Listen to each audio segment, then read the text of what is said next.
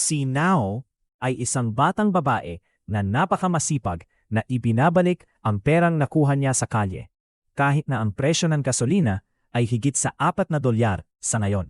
Isang araw, nakatanggap siya ng isang kahon sa koreo na nagsasabing siya ay napili upang lumahok sa isang espesyal na laro ng kasinungalingan. At sa loob ng kahon, may 100 milyong yen na bagong salin na naghihintay sa kanya.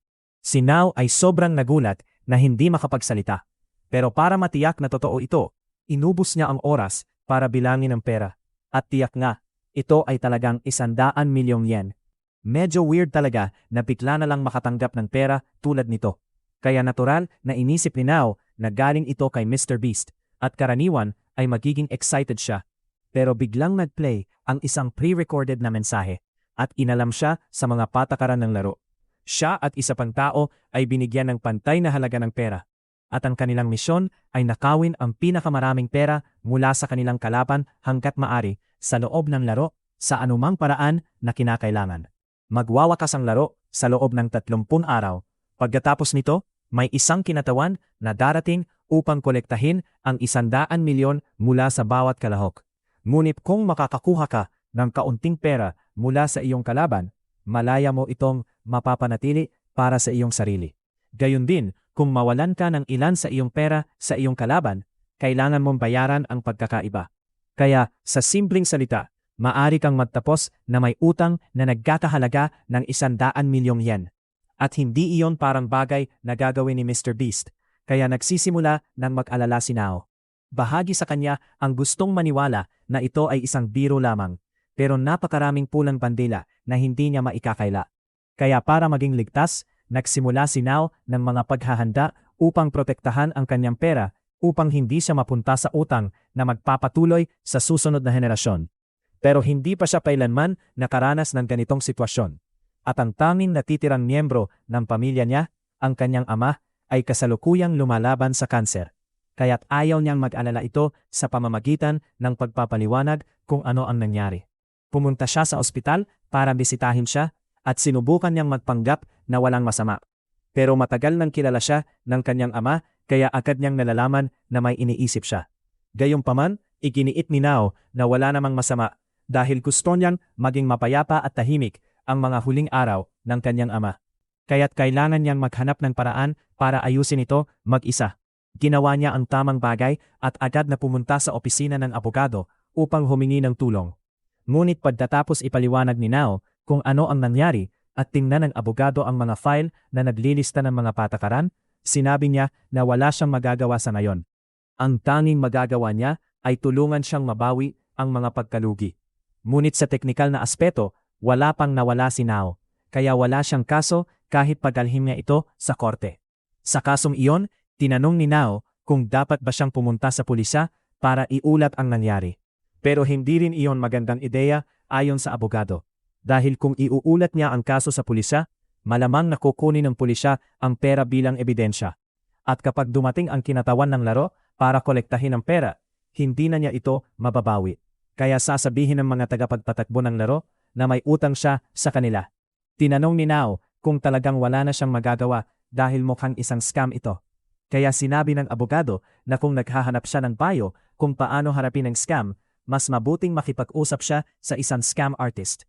Ngunit bukod doon, sinabi niya na tapos na ang oras ng kanyang konsultasyon, kaya kailangan na niyang umalis. Kaunti na lang ang mga opsyon ni Nao, kaya nagpasya siyang gawin na lang ang makakaya niya para bantayan ang pera sa ngayon.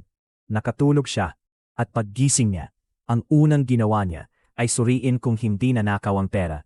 At sa kanyang ginhawa, nandoon pa rin ang pera, kaya hindi pa siya natatalo.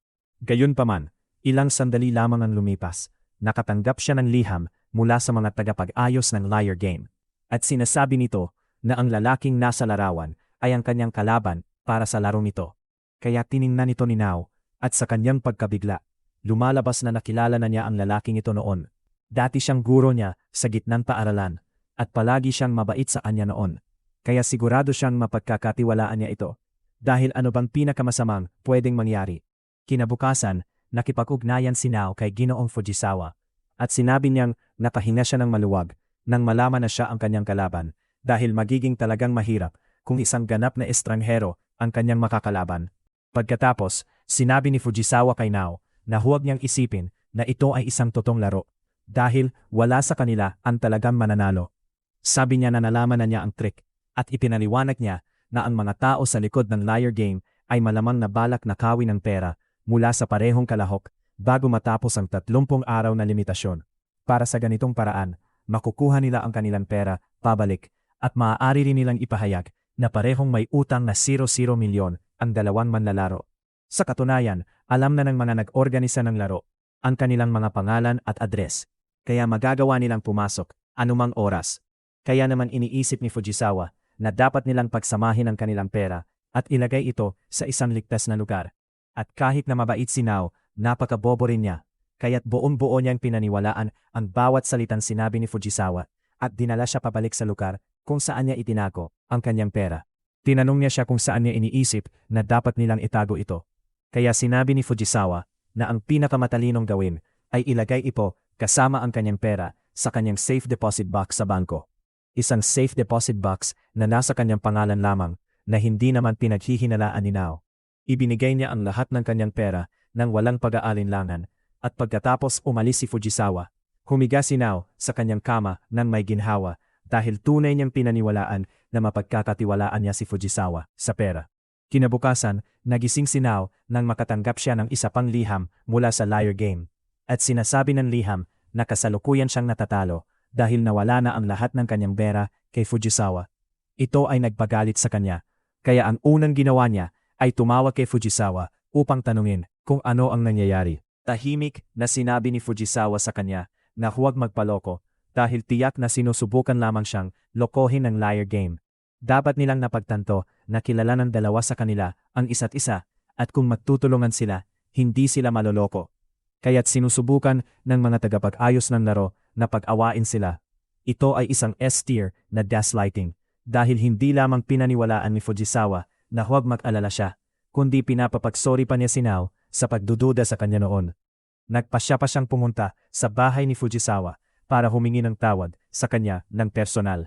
Pero bago pa man niya maipindot ang doorbell, narinig niyang tumatawa siya ng labis mula sa isa sa mga bintana. Sumisilip siya sa likuran para makita kung ano ang nangyayari. At doon niya narinig si Fujisawa nakausap ang isang tao sa telepono tungkol sa kung paano niya basically nakuha ang 100 milyong yen para sa kanyang sarili sa pamamagitan ng panlilinlang sa isang tanga at na ito ay higit pa sa sapat para mabayaran ang lahat ng kanyang mga utang. Totoong nagulat siya kung gaano siya kadaling maloko dahil hindi man lang siya nagtanong sa kanya kahit isang segundo. Kaya't madali lang niyang nakuha ang 100 milyon niya. At nang marinig ni Nao ang mamasalitang iyon, saka lang niya naisip na siya ay naloko at siya ay napaluha dahil hindi siya makapaniwala na hinayaan niyang mangyari ito. Kailangan niyang maibalik ang perang iyon sa kahit anong paraan. Kaya naisip niya ang sinabi ng abogado sa kanya noon na kung gusto niyang makakuha ng payo tungkol sa isang scam, dapat niyang kausapin ang isang scam artist.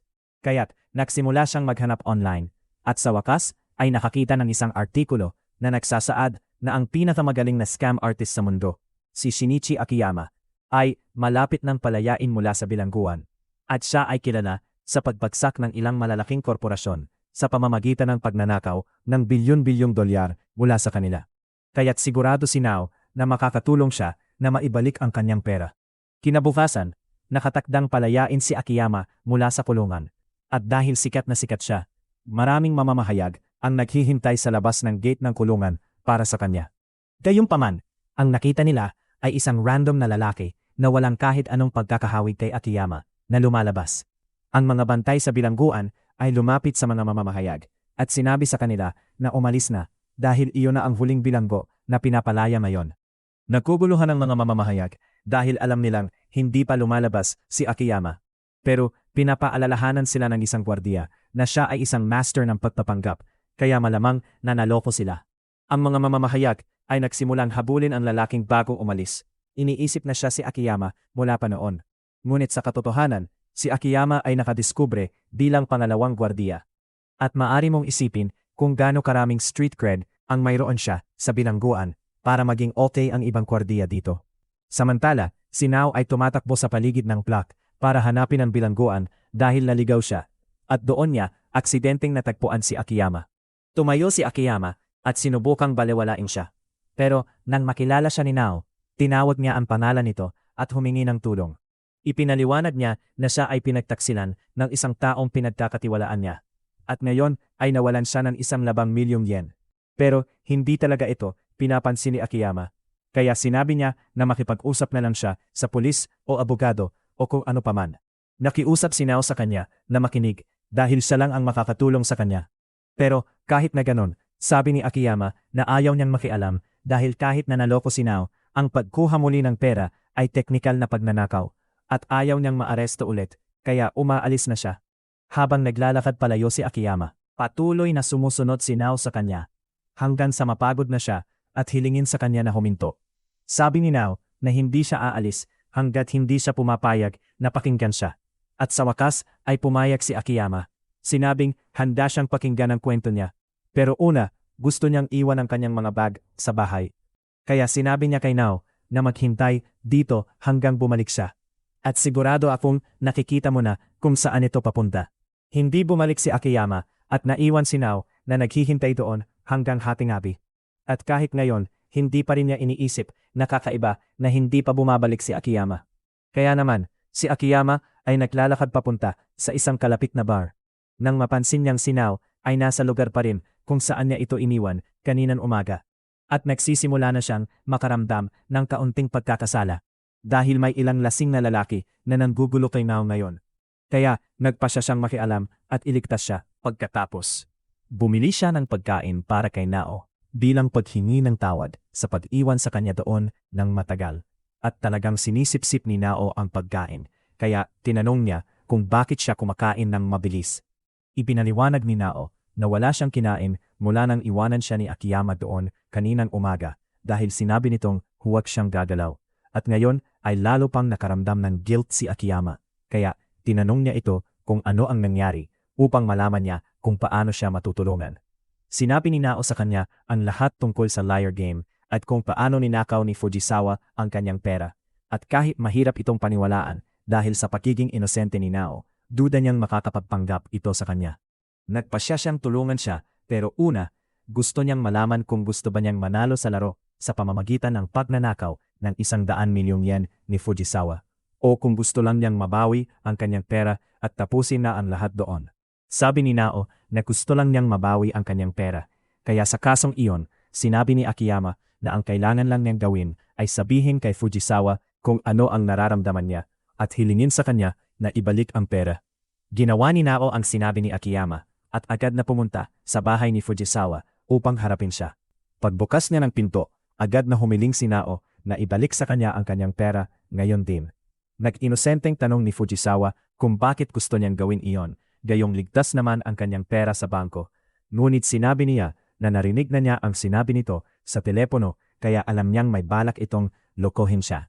Na kunwari si Fujisawa na wala siyang ideya sa sinasabi niya, pero pinutol siya ni Akiyama at sinabi na kung hindi ibabalik ni Fujisawa ang kanyang pera ngayon, isusumbong nila siya sa pulis bukas. Sumagot si Fujisawa na hindi nila iyon magagawa dahil ang mga patakaran ng laro ay nagsasabing ang pagnanakaw ng pera ng kalaban ay hindi isang krimen. Pero alam na ni Akiyama iyon. Gusto lang niyang makuha ang kumpirmasyon mula kay Fujisawa na talagang ninakaw niya ang pera ni Nao. Napagtanto ni Fujisawa na hindi na niya kayang lokohin si Nao, pero hindi iyon mahalaga sa kanya dahil nakuha na niya ang pera nito at wala nang magagawa si Nao tungkol dito. Kaya nagsimula siyang tumawa ng masama. Sabi niya na siya ay may dahilan dahil kung hindi niya kinuha ang pera ni Nao, baka kinuha niya ang pera niya. Sabi ni Nao na hindi niya kailanman gagawin iyon, pero sabi ni Fujisawa na hindi siya naniniwala sa kanya. Dahil minsan na siyang pinagtaksilan. Noong siya ay guro pa, siya ang nag-oorganisa ng mga field trip at mayroon siyang maliit na kasunduan sa mga organizer ng trip kung saan gagamitin niya ang kanilang serbisyo para sa field trip at babayaran siya nila para siguraduhing patuloy niyang gagamitin ang kanilang serbisyo. Gayunpaman, isang taon, sinabi nilang hindi na sila magbabayad sa kanya at nang bantaan niyang itigil ang paggamit sa kanilang serbisyo, sinumbong siya nila at sinabi sa school board na tinatanggap niya ang kanilang suhol sa loob ng maraming taon. Bilang resulta, tinanggal si Fujisawa sa kanyang trabaho. At hindi nagtagal, iniwan siya ng kanyang pamilya. At naniniwala siyang wala siyang kasalanan sa lahat ng iyon. Pagkatapos ng lahat ng iyon, nakatanggap siya ng mensahe mula sa liar game. At inisip niyang ito na ang pagkakataon niya nang makuha ang lahat ng nararapat sa kanya sa buhay. Kaya mula sa simula, nagpasya siyang gawin ang lahat para manalo. Nakiusap si Nao na ibalik na lang niya ang pera niya dahil may terminal cancer ang kanyang ama at gusto lang niyang masiguro na makakapagpahinga ito sa kanyang mga huling araw. Pero kung malulubog siya sa utang, mamamatay ito na puno ng pag-aalala. Gayunpaman, wala namang pakialam si Fujisawa sa kanya o sa kanyang namamatay na ama at wala talagang paraan na ibabalik niya ang perang iyon sa kanya. Napilitang umalis si Nao na umiiyak. Ngunit sa daan, sinabi ni Akiyama na tumigil siya sa pag-iyak dahil hindi pa ito tapos. Hindi pa siya opisyal na magkakautang hanggang matapos ang laro. At dahil alam nila na inilagay ni Fujisawa ang pera sa isang safe deposit box, alam niya kung paano ito haharapin. Magwawakas ang laro sa loob ng 22 araw at ikabaliktaran pa nito ay 1 linggo, kaya sarado ang mga bangko. Kaya kailangang ilabas ni Fujisawa ang pera sa Biyernes upang maipasa ito sa kinatawan sa tamang oras. At iyon ang magiging perpektong pagkakataon para nakawin ang pera. Ayaw ni Akiyama na maging kasangkapan sa krimen pagkatapos makalabas. Pero dahil mismo si Fujisawa ang nagkumpirma na ang pagnanakaw ng pera ay hindi isang krimen dahil sa mga patakaran ng laro, wala nang humahadlang sa kanya na gamitin ang kanyang mga kasanayan para tulungan si Nao na makuha ang kanyang pera pabalik at nakawin ang kay Fujisawa habang ginagawa nila iyon. Gayunpaman, kailangan niyang bayaran ang kanyang pagsisikap. Kaya sinabi niyang kukunin niya ang kalahati ng 1-2 milyon na kanyang mapapanalunan. At natuwa si Nao nang marinig na nasa kanyang panig si Akiyama.